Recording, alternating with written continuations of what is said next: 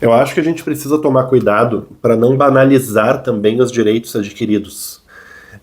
O que eu quero dizer com isso? Vamos pegar como exemplo um vídeo que repercutiu bastante nas redes sociais, que é de uma mãe que está sendo atendida na loja Riachuelo, em Feira de Santana, em que o filho dela, ela entendeu que a operadora de caixa fez um comentário, ela não gostou desse comentário, mas independente, eu vi também o vídeo da operadora de caixa, mas independente de acreditar ou não na operadora de caixa, porque só para vocês entenderem, tá? Quem não viu o vídeo ainda.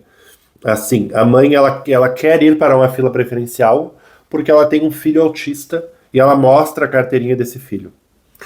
Uma atendente direciona então essa mãe, tira essa mãe da fila convencional, onde ela estava, e ela vai ser atendida em uma outra fila preferencial, e nessa fila preferencial, após o atendimento, a operadora de caixa teria comentado com a colega que, porque não me passem mais essas bombas, né? Abre aspas, não me passem mais essas bombas.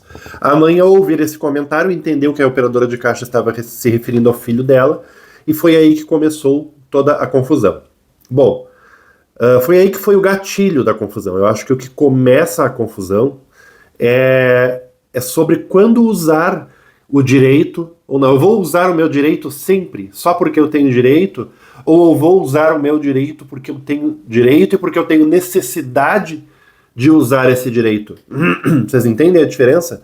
Existe uma diferença abissal entre uma coisa e outra. No nosso caso aqui, no meu caso, eu tenho lugar de fala porque eu tenho 2 filhos autistas, os 2 são nível 3 de suporte. Os 2 têm o mesmo laudo, os 2 têm a mesma CID, os 2, portanto, têm os mesmos direitos. O Pedro, um deles se chama Pedro, outro é Breno. O Pedro, se eu estiver com o Pedro em uma fila de supermercado, lotérica, banco, onde quer que seja, hospital, eu não vou pedir, eu não vou invocar esse direito do acesso preferencial à fila, porque o Pedro, muito embora seja autista, ele fica de boa na fila, ele espera na fila. Já se eu estiver com o Breno não espera na fila. Inclusive o Breno nunca precisei puxar a carteirinha para garantir algum direito do Breno, por exemplo, de acesso preferencial a uma fila, porque o Breno ele já entra estourado numa fila. Ele já entra em crise, as pessoas percebem que tem alguma coisa de errado com a criança, e as pessoas, elas, por boa vontade, elas já passam, elas dão acesso, elas dão lugar na fila para o Breno por amor, por acolhimento, por empatia. Então eu acho que a palavra-chave é essa, empatia. Esse tipo de atitude de mães que acabam usando o direito do filho, porque na verdade quem não quer ficar na fila é ela, acaba banalizando o uso do direito e acaba colocando também os autistas em um caminho muito perigoso, porque daqui a pouco as pessoas elas vão começar a respeitar os autistas por medo, e não por amor, e não por carinho, e não por acolhimento. E essa coisa do respeito através do medo é muito delicado. Não é o que a gente quer. Não vai ser uma coisa consolidada. Sobre treinamento, eu acho que a loja ela falhou, ela pecou quando ela demitiu a funcionária.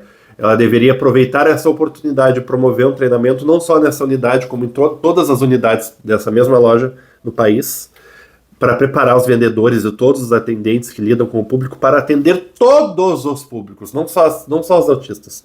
Todos os públicos têm direito de ser atendido com dignidade.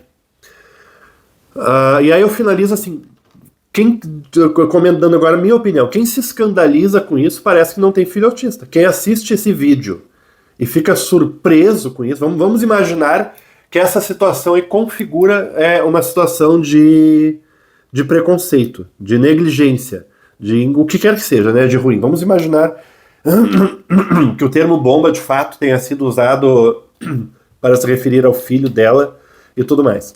Quem assiste isso e fica surpreso, me parece que não tem filho autista. Eu nessa semana precisei levar o meu filho em uma UPA, em uma emergência, porque ele estava com a saturação baixa, meu filho autista, e a médica ficou desesperada e errou todas as pessoas. Ele teve garantido o acesso dele, preferencial, porque ele já entrou em crise. Eu não precisei falar que ele é autista, né?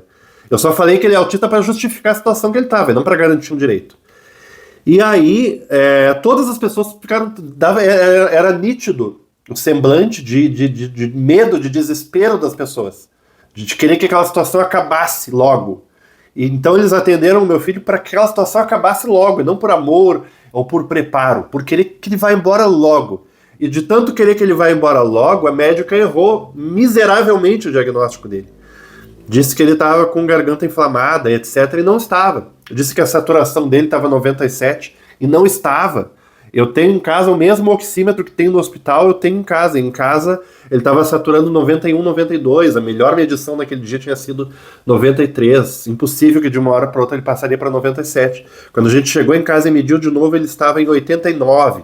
E aí em casa a gente fez resgate, funcionou, e aí foi para 94 e ele foi progredindo. No outro dia ele estava em 97 a saturação dele. Porque em casa a gente fez, a gente abordou a questão como um problema de respiratório, como um problema como se fosse asma. E funcionou, tá? Prova de que, de fato, ele não tinha garganta inflamada nem nada. É óbvio que a médica viu a garganta dele vermelha, porque ele estava gritando há muito tempo a plenos pulmões. Quem é que não ficaria com a garganta um pouco vermelha? Então, assim, sim, um hospital público, da rede pública, com uma médica que não era novinha, não se formou ontem, aquela médica deve ter mais ou menos a minha idade, em torno de 40 anos. Ela já deve ter atendido centenas de milhares de pacientes ao longo da vida dela. Sim, uma unidade de saúde, de emergência. Nós ainda não temos preparo, nós não encontramos funcionários preparados para atender um autista. Como que vocês se escandalizam ao não encontrar isso em uma loja, meu Deus? Surpresa seria se fosse ao contrário. Eu vou ficar surpreso quando for o oposto. Quando eu chegar em uma loja e todo mundo está super preparado para atender o meu filho autista. Enfim, o que eu quero, encerrando esse vídeo, tá? O que eu quero dizer é que a gente deve exercer o nosso direito quando necessário. E não exercer o nosso direito sempre só por comodidade. Porque eu não quero ficar em uma fila.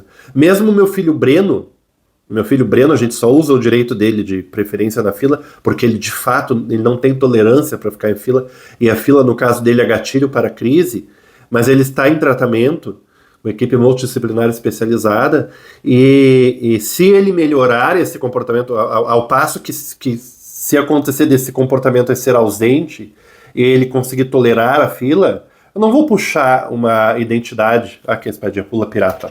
Quem brincou disso quando criança aqui tem. Eu não vou puxar a identidade dele de autista só porque eu não quero ficar em uma fila. Porque, afinal de contas, quem é que gosta de ficar em uma fila? Ninguém gosta de ficar em fila. Então, a gente precisa ter cuidado e fazer uso do bom senso e da empatia. Mais do que do direito.